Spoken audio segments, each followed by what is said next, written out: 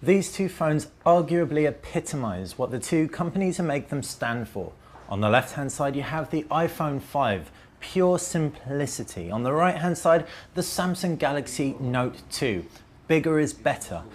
So what's different between them? Well, pretty much everything, but we're gonna compare them anyway. That's just how we are. Picking up the iPhone 5 and it feels really solid. It's light, don't get us wrong, but the aluminium chassis and glass fronted fascia just feel rich in the hand. Size wise it's narrow and the aspect ratio is nice and long. If we jump over to the Samsung Galaxy Note 2, it feels plasticky, but we're kind of glad it does because it means it's quite light considering just how big it is. With a similar aspect ratio to the iPhone 5, though not quite as long, it is a 720p resolution display.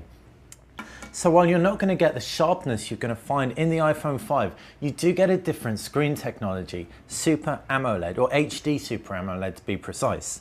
This means you're going to get really deep, rich blacks and vibrant colors as well.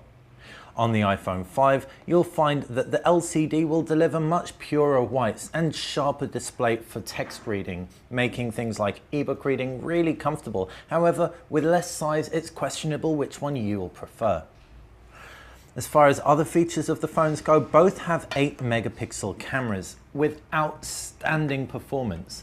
The Samsung Galaxy S3 gives you loads of options when you switch on your camera. You can tweak pretty much everything out of it. However, the iPhone 5 gives you a handful. You've got HDR mode, you have panorama mode, and you've pretty much got a grid you can lay on top of it, and that is it. Still, both 8 megapixel cameras. One other great thing about the Samsung Galaxy Note 2 camera is it gives you a 6 frame per second burst mode, trumping some digital SLRs, and that's going to be at 8 megapixels. Looking through the user interface, and the Samsung Galaxy Note runs Android 4.1, that's Jelly Bean, whereas iPhone 5 runs iOS 6, the latest version. iOS hasn't really had many differences in the latest iteration. However, Android has been completely overhauled, not just by Google, but by Samsung as well. You can see you've got these 3D menu transitions, you've got a host of customizations to the notifications bar, and you've got a revised App Store in terms of look and feel. Samsung have also integrated an S Pen into their Samsung Galaxy Note 2. Pull it out and you pull up a context sensitive menu and you can create a new note really nice and quickly by just tapping on the screen and doodle to your heart's content.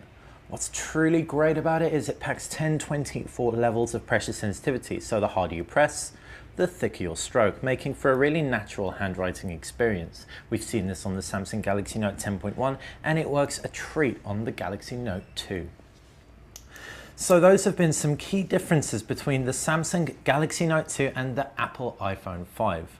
For our full reviews, just check out rocombu.com.